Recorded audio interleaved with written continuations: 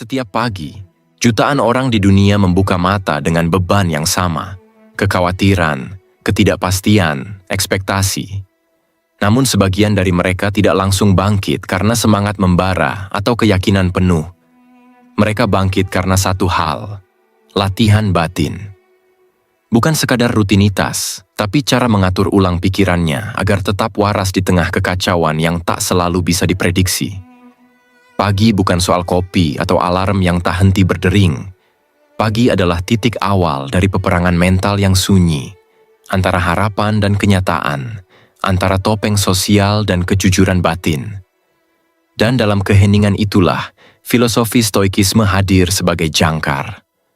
Bukan untuk membuatmu kebal terhadap luka, tapi mengajarkan bagaimana cara berjalan tetap tegak, meski membawa luka yang tak terlihat. Bahwa menguatkan pikiran bukan berarti menjadi kebal emosi, melainkan terlatih dalam menilai mana yang patut dirisaukan dan mana yang harus dilepaskan. Dalam video ini, kita akan menyelami 11 pelajaran hidup dari stoikisme yang bisa menjadi ritual kecil namun bermakna setiap pagi. Pelajaran-pelajaran yang tidak menjanjikan kehidupan yang mudah, tapi membentuk keteguhan batin, dari mengingat kematian hingga seni bersyukur tanpa syarat. Kita tidak sedang berbicara tentang motivasi yang membakar sesaat, tapi tentang fondasi batin yang tidak mudah goyah. Karena kekuatan sejati tidak selalu terdengar lantang. Kadang justru hadir dalam sikap tenang yang tidak berusaha membuktikan apa-apa. Pastikan kamu menonton sampai akhir agar tidak kehilangan makna penting dari pembahasan ini. Dan jangan lupa untuk berlangganan, agar kita bisa terus berbagi perspektif yang menginspirasi satu sama lain. Mari kita mulai. Pelajaran pertama. Memento mori. Ingatlah kematian. Pernahkah kamu duduk diam di pagi hari sebelum dunia mulai bising, lalu tiba-tiba terlintas? Bagaimana kalau hari ini adalah hari terakhirku? Bukan karena ingin menakut-nakuti diri, tapi karena pertanyaan itu mengandung kejujuran yang tidak banyak orang berani hadapi. Dan anehnya, dari pertanyaan sesederhana itu, muncul satu rasa yang tidak bisa dijelaskan. Bukan takut, tapi sadar bahwa banyak hal yang selama ini dianggap penting, ternyata bisa dilepaskan begitu saja. Memento mori bukan tentang menunggu kematian, tapi tentang hidup penuh kesadaran. Banyak orang merasa lebih tenang setelah merenungkan kefanaan, tapi tetap kembali gelisah saat rutinitas menelan mereka. Mengapa? Karena kita sering menjadikan kesadaran sebagai dekorasi pikiran, bukan kompas hidup. Efeknya bisa sesaat, seperti mantra yang menenangkan sebelum kembali pada pola lama. Menunda, membandingkan, dan mengabaikan. Riset dari Greenberg dan kawan-kawan. Soal mortality salience menunjukkan bahwa saat manusia diingatkan akan kematian, sistem psikologis mereka justru mengaktifkan dua hal, refleksi dan pertahanan. Kalau refleksinya jujur, itu bisa memperdalam makna hidup. Tapi jika hanya jadi lapisan intelektual, justru bisa jadi pelarian. Terlihat tenang, padahal sedang membungkam kecemasan batin.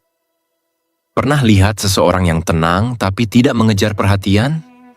Yang ucapannya pendek tapi berat?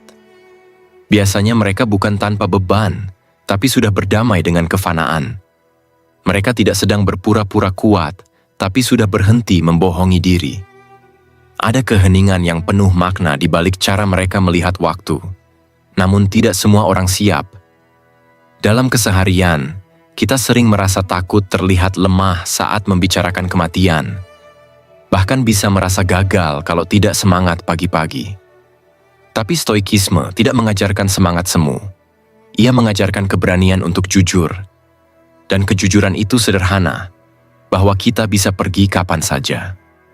Maka sebelum pergi, apa yang sungguh ingin kita jaga? Mungkin itu relasi yang belum diperbaiki, atau mimpi yang terlalu lama ditunda. Mungkin kita lelah bukan karena sibuk, tapi karena hidup menjauh dari hal-hal yang bermakna. Dan dengan memento mori, kita ditampar bukan untuk takut, tapi untuk sadar, lalu memilih kembali. Pertanyaannya sekarang, kalau pagi ini adalah awal dari hari terakhirmu, apa yang akan kamu ubah, bukan hanya di luar, tapi di dalam. Pelajaran kedua, amor fati, mencintai takdir. Pernahkah kamu merasa lelah bukan karena tubuhmu, tapi karena pikiranmu terus melawan hal-hal yang tak bisa diubah? Dalam diam, mungkin kamu pernah bergumam, seandainya saja hal ini tak terjadi. Tapi seiring waktu, justru dari kelelahan itulah muncul bisikan yang berbeda. Mungkin ini memang jalanku. Bukan menyerah, tapi mulai sadar bahwa tak semua hal perlu dilawan. Amor fati mengajarkan kita satu hal yang terdengar sederhana tapi sulit dilakukan. Mencintai segala sesuatu yang terjadi, bahkan yang menyakitkan. Tapi apa artinya mencintai takdir ketika takdir itu sendiri datang dalam bentuk kehilangan, penolakan, atau kegagalan? Apakah kita harus pura-pura kuat? Atau memang ada bentuk ketenangan lain yang tidak terlihat dari luar? Beberapa orang mungkin mengucap, "Aku sudah ikhlas," dengan nada yang tenang, tapi di dalamnya masih menyimpan marah yang belum selesai. Tidak semua penerimaan lahir dari kedewasaan. Kadang, itu muncul karena lelah, karena kita tidak punya energi lagi untuk berharap. Dan disinilah kita perlu jujur. Apakah kita benar-benar mencintai kenyataan, atau hanya berdamai karena sudah tidak tahu harus berbuat apa? Stoik tidak mengajak kita untuk memutihkan luka atau menormalkan penderitaan. Justru sebaliknya, Stoik meminta kita melihat kenyataan apa adanya, tanpa drama, tapi juga tanpa ilusi. Bila luka itu bisa disembuhkan, rawat. Tapi bila ia tidak bisa diubah, peluklah dengan sadar. Amor fati bukan pasrah. Ia bukan tentang duduk diam. Ia tentang melihat hidup dengan mata terbuka. Contohnya, seseorang bisa saja berkata bahwa kemiskinan adalah takdirnya, lalu berhenti berusaha. Tapi orang lain, dalam kondisi yang sama, bisa melihat realitas itu sebagai titik awal, bukan batas akhir. Perbedaannya bukan pada takdirnya, tapi pada relasi batin yang mereka bangun terhadap realitas itu. Mencintai takdir berarti juga mencintai kemungkinan, termasuk kemungkinan bahwa tidak semua hal akan berjalan seperti keinginanmu. Tapi justru dari situ, kamu jadi tahu mana yang sungguh layak diperjuangkan. Dan anehnya, dari hal-hal yang tak bisa kamu ubah, kamu mulai mengenali kekuatan baru. Menerima bukan untuk berhenti, tapi untuk melanjutkan, tanpa beban yang tak perlu. Jadi, ketika pagi ini datang membawa hal yang tidak kamu harapkan, mungkin itu bukan hukuman. Mungkin itu undangan untuk melihat ulang dan memilih ulang dengan lebih sadar. Pelajaran ketiga, premeditatio malorum, mempersiapkan kegagalan. Kamu pernah nggak? Baru bangun pagi, belum ngapa-ngapain, tapi pikiran sudah lari ke skenario terburuk? Kalau nanti gagal gimana? Kalau ditolak gimana? Kalau hari ini berantakan lagi gimana? Menariknya, itu bukan selalu tanda kamu lemah. Kadang itu tanda kamu sedang mencoba menyelamatkan diri dari rasa hancur yang pernah kamu rasakan sebelumnya. Premeditatio malorum itu bukan kebiasaan pesimis. Ini latihan yang lebih jujur, menatap kemungkinan buruk sebelum hidup menampar kita tanpa aba-aba. Stoik melatih ini supaya saat hal buruk datang, kita tidak jatuh karena kaget. Kita jatuh, mungkin, tapi tidak hancur. Tapi aku perlu netral di sini. Latihan ini bisa jadi pedang bermata dua. Secara psikologis, membayangkan hal buruk bisa bekerja seperti latihan paparan mental. Kalau kamu lakukan dengan sadar dan proporsional, reaksi panik menurun, keputusan lebih tenang, dan kamu punya rencana cadangan. Tapi kalau kamu lakukan terus-menerus tanpa kendali, itu berubah jadi kecemasan yang disamarkan sebagai kesiapan. Coba kita uji secara realistis. Misalnya hari ini kamu mau presentasi. Premeditatio malorum versi sehat itu seperti ini. Kemungkinan terburuk, laptop error, lupa poin, ada yang nyerang argumen. Lalu kamu siapkan 3 hal. File cadangan, catatan singkat, dan 1 kalimat penutup yang aman. Selesai. Kamu tidak mengulang-ulang ketakutan. Kamu mengubahnya jadi strategi. Versi yang rusak, kamu membayangkan dipermalukan, dianggap bodoh, karier tamat, hidup selesai. Padahal faktanya, kebanyakan kegagalan itu tidak sedramatis itu. Biasanya cuma bikin malu 10 menit, lalu orang lain lanjut mikirin hidup mereka sendiri. Ada juga sisi sosialnya. Kadang orang terlihat bijak dan siap gagal di luar, tapi di dalamnya sebenarnya takut dinilai. Premeditatio malorum yang matang bukan soal terlihat kuat, tapi soal tetap waras ketika hasil tidak sesuai harapan. Dan bagian paling sunyi dari ini, mungkin kamu tidak takut gagal. Kamu takut merasa nggak cukup lagi. Takut mengulang rasa yang sama. Kecewa, sendirian, lalu harus pura-pura baik-baik saja. Jadi pertanyaan pagimu bukan apa aku akan gagal. Tapi, kalau gagal, apakah aku masih bisa menghormati diriku sendiri dan tetap jalan pelan-pelan? Pelajaran keempat, bedakan yang bisa dan tidak bisa dikendalikan. Kita sering bangun pagi dengan pikiran yang langsung berisik, pesan yang belum dibalas, komentar orang kemarin, target yang belum tercapai. Dan tanpa sadar, hari kita diawali bukan dengan ketenangan, tapi dengan reaksi. Apa jadinya kalau yang kita kejar selama ini ternyata memang bukan untuk dikendalikan? Stoik mengajarkan satu prinsip penting, dan jujur saja, tidak mudah dilakukan. Bedakan mana yang bisa kamu kendalikan dan mana yang tidak. Ini bukan nasihat klise, tapi titik balik. Karena terlalu sering, kita kehabisan tenaga bukan karena lelah bekerja, tapi karena mencoba mengontrol sesuatu yang sejak awal memang bukan milik kita. Coba refleksikan, saat kamu merasa gagal, apa benar kamu salah langkah? Atau kamu sedang menghukum dirimu karena hasil yang sebenarnya bukan kendalimu? Misalnya, kamu sudah menyiapkan segalanya, tapi tetap ditolak. Kamu sudah hadir, tulus, konsisten, tapi orang lain tetap pergi. Disinilah banyak orang tenggelam. Mereka pikir, jika cukup baik, maka semua hal akan berjalan sesuai harapan. Tapi dunia tidak bekerja seperti itu. Dan saat kenyataan tak sesuai logika batin kita, rasa frustasi datang, disusul dengan luka yang tak punya nama. Psikologi menyebutnya illusion of control. Saat kita mengira bisa mengatur hasil, padahal yang bisa kita jaga hanya proses. Itulah kenapa sebagian luka terasa lebih dalam. Bukan karena kejadiannya, tapi karena kita menyalahkan diri sendiri atas sesuatu yang tak bisa kita kontrol. Ketenangan itu lahir saat kamu mulai berhenti menggenggam semua hal. Bukan berarti pasrah, tapi kamu lebih jernih, lebih selektif. Tidak semua komentar perlu dijawab. Tidak semua situasi perlu dibenahi. Tidak semua hubungan harus diselamatkan. Dan tidak semua hasil pantas menentukan harga dirimu. Coba pikirkan ini pelan-pelan. Apa yang selama ini kamu coba atur, padahal kamu tahu itu bukan wilayahmu? Kadang, yang kamu butuhkan bukan strategi baru, tapi keberanian untuk melepaskan sesuatu yang sudah kamu genggam terlalu lama. Mungkin karena takut gagal, atau takut terlihat kalah. Padahal, melepaskan bukan berarti mundur.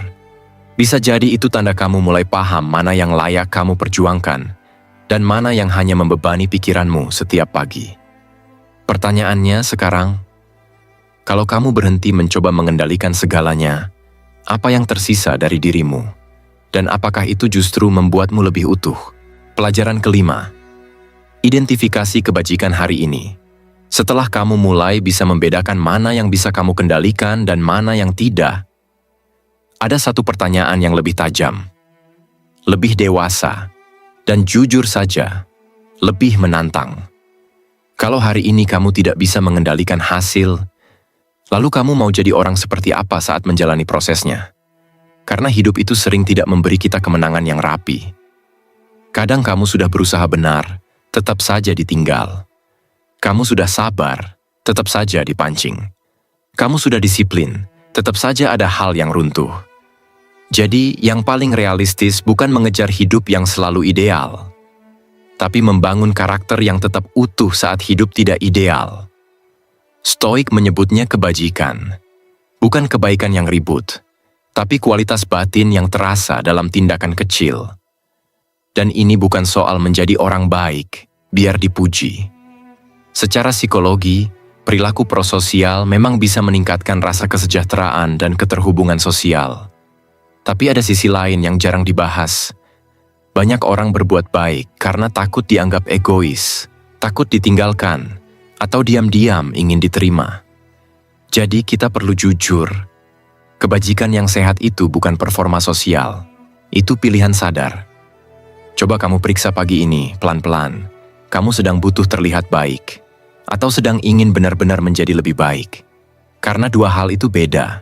Yang pertama melelahkan, yang kedua menenangkan. Misalnya begini, kamu lagi capek, tapi tetap memilih jujur dalam hal kecil. Tidak mengarang alasan, tidak memelintir cerita. Itu kebajikan. Atau kamu lagi emosi, tapi kamu menahan diri untuk tidak membalas dengan kata-kata yang kamu tahu akan kamu sesali. Itu kebajikan. Atau kamu melihat orang lain salah, dan kamu memilih menegur tanpa merendahkan. Itu kebajikan. Kecil, tapi tajam. Dan kalau kamu perhatikan, kebajikan paling kuat justru sering lahir dari luka yang tidak dipamerkan. Ada orang yang tetap ramah bukan karena hidupnya mudah, tapi karena dia tahu rasanya hidup keras. Ada yang tetap menepati janji bukan karena dia selalu dihargai, tapi karena dia pernah dikecewakan. Namun tetap ada batas. Kebajikan bukan berarti kamu harus jadi penyelamat semua orang. Kadang kebajikan hari ini adalah berkata, tidak dengan tenang. Menjaga energi.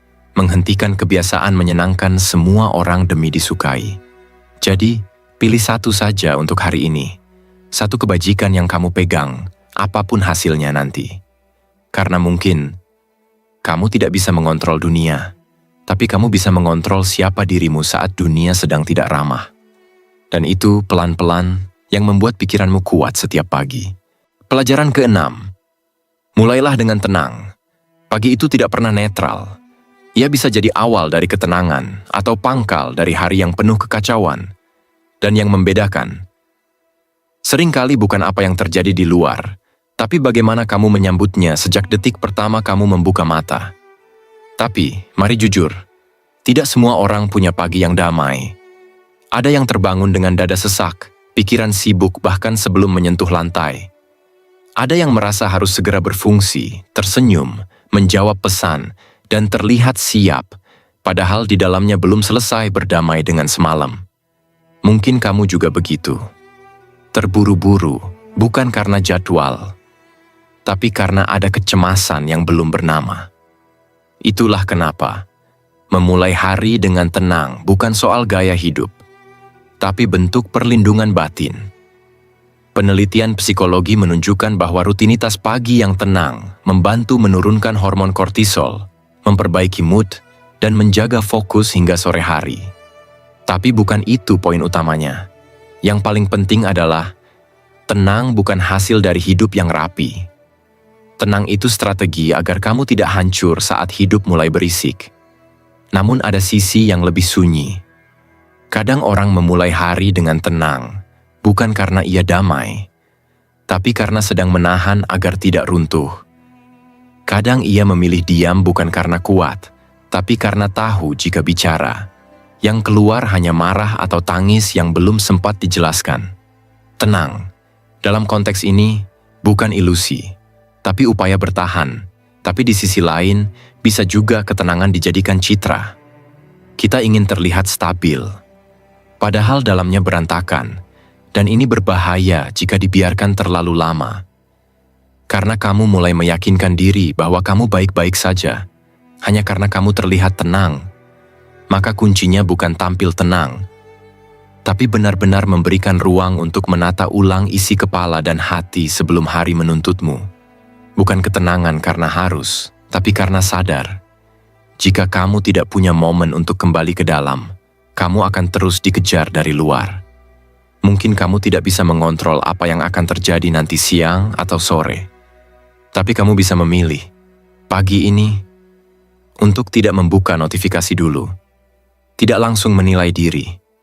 Tidak buru-buru menjawab ekspektasi orang lain. Hanya duduk, menarik napas, diam sejenak, dan memberi izin pada dirimu untuk tidak harus menjadi siapa-siapa dulu. Karena dari ketenangan kecil itulah kekuatan pelan-pelan tumbuh. Dan kamu mulai hari bukan sebagai reaksi, tapi sebagai pilihan. Pelajaran ketujuh, bertindaklah sekarang. Ada saatnya kamu terlalu banyak berpikir, bukan karena sedang bijak, tapi karena sedang menunda. Mungkin kamu pernah duduk lama, menimbang langkah, menulis rencana, membayangkan hasil, tapi tidak satu pun yang benar-benar kamu jalankan. Bukan karena tidak tahu harus mulai dari mana, tapi karena setiap langkah kecil terasa seperti pintu menuju kegagalan lama yang belum benar-benar kamu tutup. Kamu takut mengulang, takut jatuh lagi, takut terlihat bodoh di mata orang yang bahkan tidak benar-benar peduli. Padahal dalam hidup, menunda bisa menyamar menjadi macam-macam bentuk. Kadang lewat kalimat, nanti kalau sudah siap. Kadang lewat alasan, masih belum waktunya. Tapi jika kamu perhatikan lebih dalam, yang sering kamu tunggu bukan momen, tapi izin batin untuk menerima risiko ditolak atau gagal. Ada temuan menarik dalam psikologi modern. Prokrastinasi itu jarang murni soal malas. Ia lebih sering berkaitan dengan kecemasan. Takut salah langkah, takut dianggap tidak kompeten. Apalagi jika sejak kecil kamu sering dikaitkan dengan nilai-nilai sempurna. Hasil akhirnya, kamu lebih sibuk menjaga citra si siap daripada menjadi si pelan yang mulai bergerak. Tapi realitanya, kamu tidak harus menyelesaikan semuanya hari ini. Kamu hanya perlu memulainya. Satu tindakan kecil yang jujur. Satu email yang sudah lama kamu tunda. Satu keputusan yang memang harus diambil. Bahkan kalau kamu masih takut, tidak apa-apa. Bertindak dalam keadaan takut tetap lebih kuat daripada terus bersembunyi sambil menunggu rasa percaya diri datang entah kapan. Lalu mungkin kamu berpikir, apa iya sekarang waktu yang tepat?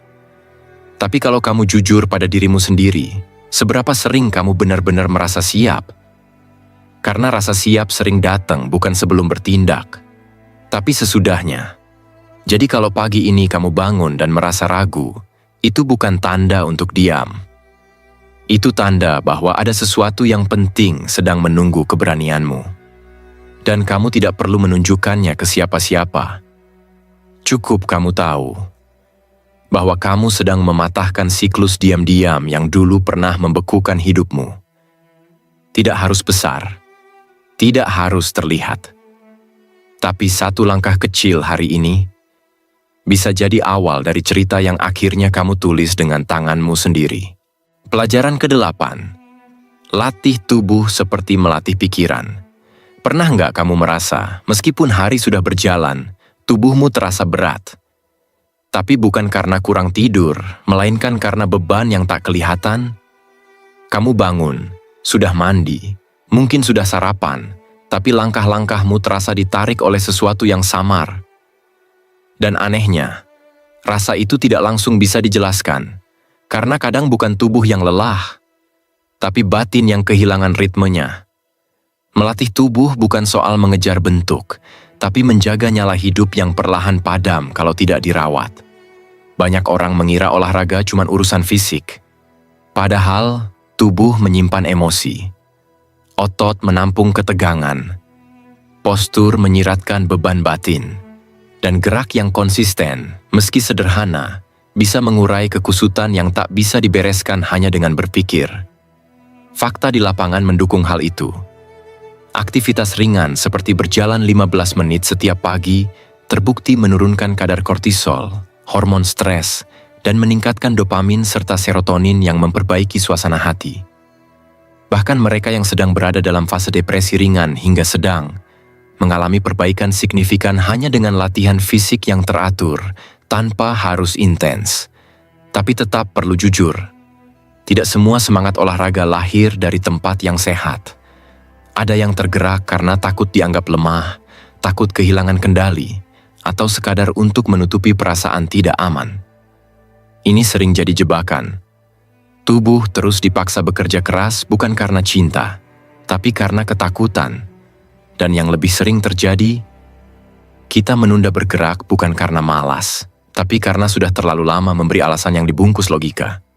Nggak ada waktu, lagi banyak kerjaan, lagi capek. Tapi yang sebenarnya terjadi adalah tubuh tidak diajak bicara. Hanya diperintah, dipaksa, atau diabaikan. Coba pikir ulang.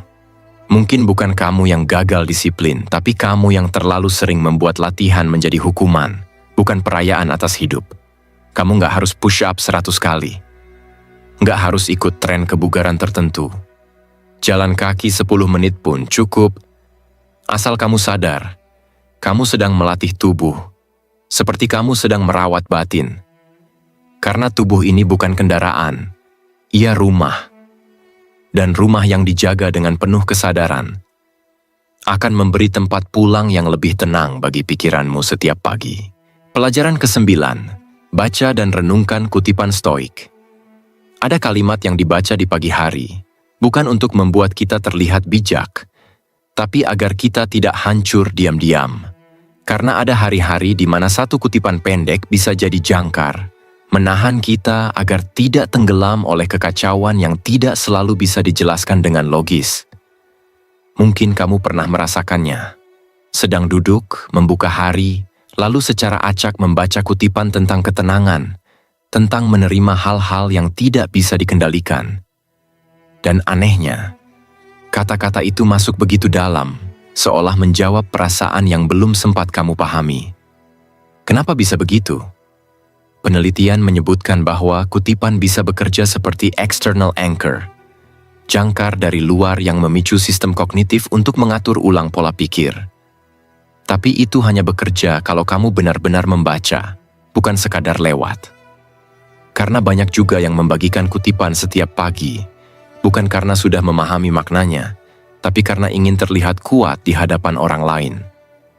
Ada motivasi sosial di baliknya, dan itu tidak salah. Tapi patut dipertanyakan, kamu mengutip untuk siapa? Bisa jadi, selama ini kamu mencari kalimat-kalimat itu karena diam-diam ingin dimengerti, tapi tidak tahu bagaimana cara menceritakannya. Maka kutipan jadi seperti ruang aman, tidak terlalu terbuka, tapi cukup menyentuh. Tidak terlalu personal, tapi cukup jujur. Namun ada sisi lain yang lebih tajam. Kadang kita membaca kutipan tentang ketenangan sambil terburu-buru, kutipan tentang kesabaran sambil marah di jalan. Ironi ini bukan kegagalan moral, tapi pertanda. Kita masih manusia. Kadang tahu, tapi belum bisa. Kadang paham, tapi belum siap. Dan mungkin memang tidak semua kutipan harus langsung dihidupi. Sebagian hanya perlu ditanam. Maka jika setiap pagi kamu membaca kutipan Stoik, lakukan bukan untuk terlihat kuat, tapi untuk mengingatkan diri bahwa kamu sedang belajar. Pelan-pelan. Dengan ritme sendiri. Dan tidak semua orang harus tahu. Karena kalau satu kalimat saja bisa membuatmu bertahan satu hari lagi, itu sudah cukup untuk disebut kemenangan. Tidak semua luka butuh solusi. Sebagian hanya perlu ruang, dan beberapa kata yang tepat, pada waktu yang tepat, untuk membuatmu merasa bahwa kamu tidak sendirian menghadapi hidup yang diam-diam berat. Pelajaran ke-10. Menulis jurnal. Mungkin tidak semua orang menyadari betapa sunyinya pertempuran yang terjadi di dalam kepala sendiri setiap pagi. Dan mungkin, cara paling jujur untuk memulainya bukan dengan menjelaskan, tapi menuliskannya. Kamu duduk, diam, lalu mulai mencoret satu kalimat tentang perasaan yang belum tentu bisa kamu ceritakan ke siapapun, tentang kekhawatiran yang kamu sendiri pun malu untuk akui. Tapi saat semuanya dituangkan di atas kertas, entah kenapa rasanya lebih ringan. Kebiasaan menulis jurnal bukan tren baru, tapi alasan kenapa ia terus bertahan. Karena banyak orang menemukan ruang tenang yang tidak mereka temukan di tempat lain. Penelitian oleh James Pennebaker membuktikan bahwa menulis ekspresif dapat membantu otak mengambil jarak psikologis terhadap emosi intens, semacam dekat tapi tidak larut. Efeknya, keseimbangan batin yang lebih stabil, dan itu bukan teori. Itu nyata. Tapi mari kita bicara jujur. Tidak semua orang menulis karena ingin jujur. Ada yang menulis untuk terlihat sadar diri, bijak, produktif. Dan mungkin saja, ada yang membuat jurnal bukan untuk mengurai luka, tapi menciptakan versi naratif yang nyaman dibaca ulang. Sekalipun palsu. Lalu, di mana batas antara refleksi dan ilusi? Jawabannya ada pada kejujuranmu sendiri. Saat kamu menulis dan tiba-tiba tidak nyaman membaca kalimatmu sendiri, itu pertanda kamu sedang menyentuh sisi yang biasanya kamu sembunyikan. Sisi yang tidak kuat tampil di percakapan, tapi gentayangan di kepalamu setiap malam. Dan menulis menjadi satu-satunya cara agar kamu tidak menyimpannya terlalu lama. Contohnya sederhana. Seseorang menulis, "Saya takut gagal." Tapi di kalimat selanjutnya, ia sadar. Yang lebih ia takuti adalah dilihat gagal oleh orang lain. Jurnal membongkar lapisan itu. Bukan untuk menghakimi, tapi untuk mengenali pola yang tidak terlihat. Kamu tidak harus menulis panjang. Kadang, satu kalimat yang jujur lebih kuat dari 5 paragraf yang penuh pencitraan. Dan jika pagi ini kamu bingung harus mulai dari mana, mungkin cukup tulis, "Aku belum baik-baik saja, tapi aku di sini, masih mencoba." Bisa jadi, itulah kalimat yang menyelamatkanmu hari ini, bahkan tanpa kamu sadari. Pelajaran ke-11. Berlatihlah bersyukur dan memaafkan. Ada pagi yang terasa normal dari luar, tapi di dalam, kamu seperti membawa batu yang tidak kelihatan. Kamu tetap jalan, tetap senyum, tetap berfungsi. Tapi ada bagian kecil di dada yang rasanya berat, dan kamu sendiri bingung harus menaruhnya di mana. Di titik itu, bersyukur dan memaafkan sering terdengar seperti nasihat yang terlalu rapi. Seolah hidup cukup dibereskan dengan satu kalimat manis. Padahal kenyataannya, banyak orang bersyukur bukan karena hidupnya sudah selesai, tapi karena kalau tidak bersyukur, pikirannya bisa runtuh pelan-pelan. Riset psikologi menunjukkan, praktik syukur berkaitan dengan penurunan emosi negatif seperti cemas dan depresi, dan meningkatkan perasaan positif seperti harapan serta self-esteem. Memaafkan juga punya efek serupa, karena ia menurunkan beban kemarahan yang terus menggerogoti energi. Secara sederhana, ini bukan sekadar ajaran moral, tapi cara tubuh dan pikiran mengurangi racun stres yang menumpuk. Tapi kita juga harus kritis. Ada versi syukur yang sehat, dan ada syukur yang jadi alat untuk membungkam diri sendiri. Kamu mungkin pernah melihat orang yang selalu bilang, "Ya udah syukurin aja." Tapi sebenarnya itu cara halus untuk menghindari konflik yang perlu dibereskan. Sama seperti memaafkan. Memaafkan tidak sama dengan membiarkan batasmu diinjak berkali-kali. Karena pertanyaannya begini, kalau kamu memaafkan orang yang sama, untuk kesalahan yang sama, berulang-ulang, apakah itu kedewasaan, atau itu ketakutan ditinggalkan, takut dianggap jahat, takut terlihat tidak spiritual? Contohnya nyata. Biasanya kalau kita disakiti di hubungan, kita bilang, "Aku sudah memaafkan." Tapi tiap malam kita masih mengulang adegan itu di kepala. Kita stalking, kita membandingkan, kita pura-pura baik-baik saja. Itu bukan karena kamu lemah. Itu karena memaafkan bukan tombol on garis miring off. Itu proses, negosiasi batin yang panjang. Dan di sini stoikisme terasa masuk akal. Kamu tidak memaafkan demi mereka. Kamu memaafkan demi kebebasanmu sendiri. Kamu bersyukur bukan karena hidup adil, tapi karena kamu tidak mau menyerahkan kendali pikiranmu pada hal yang tidak bisa kamu ubah. Jadi pagi ini, coba tanya pelan-pelan ke diri sendiri. Apa yang sebenarnya masih aku genggam? Dan kalau kamu belum sanggup memaafkan sepenuhnya, tidak apa-apa. Mulai dari satu hal kecil, bersyukur karena kamu masih punya kesempatan untuk belajar, tanpa harus pura-pura sudah sembuh. Kesimpulan. Kamu mungkin tidak menyadarinya, tapi bisa jadi selama ini kamu sudah berlatih stoikisme tanpa menyebut namanya. Bangun pagi dengan kepala penuh kekhawatiran, lalu memilih untuk diam sejenak sebelum menjawab dunia. Menahan reaksi spontan yang bisa saja merusak. Mengulang hal-hal yang baik meski tidak ada yang melihat. Menerima bahwa hari ini tidak sempurna, tapi tetap mau menjalaninya. Pertanyaannya sekarang, Kenapa harus diulang setiap pagi? Karena hidup bukan sesuatu yang diselesaikan sekali. Ia selalu dimulai lagi.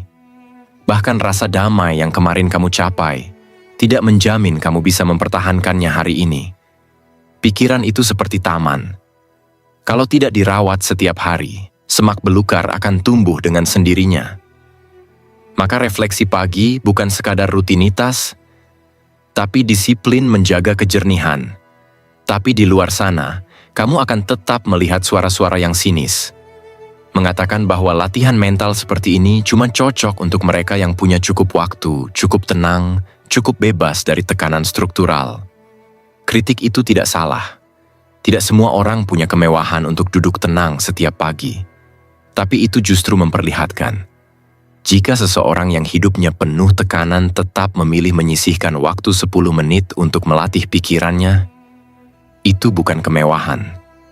Itu kekuatan. Apakah stoikisme menjamin hidupmu akan lebih mudah? Tidak. Tapi ia bisa membuatmu tidak jatuh karena hal-hal kecil. Tidak reaktif pada hal-hal yang tidak penting. Tidak bergantung pada pujian atau validasi. Dan mungkin itu cukup untuk membuatmu bisa berjalan lebih jauh. Penelitian juga menunjukkan, refleksi harian, ketika dilakukan dengan sadar, mampu menurunkan reaktivitas emosional dan meningkatkan ketahanan kognitif dalam menghadapi tekanan. Dalam jangka panjang, ini berdampak pada pengambilan keputusan yang lebih jernih, hubungan yang lebih sehat, dan kepuasan hidup yang lebih stabil, bahkan ketika realita tidak sepenuhnya berubah. Jadi kalau kamu bertanya, apa hasil dari semua ini? Jawabannya mungkin sederhana. Kamu tidak lagi dipermainkan oleh pikiranmu sendiri. Dan kalau setiap pagi kamu bisa duduk, membaca ulang dirimu sendiri, memilih kembali arah yang mau kamu tuju, itu sudah cukup menjadi alasan untuk bangga. Bukan karena kamu selalu kuat, tapi karena kamu tidak berhenti berlatih. Dan bukankah itu inti dari segalanya? Tetap bertahan, tetap sadar, tetap manusia.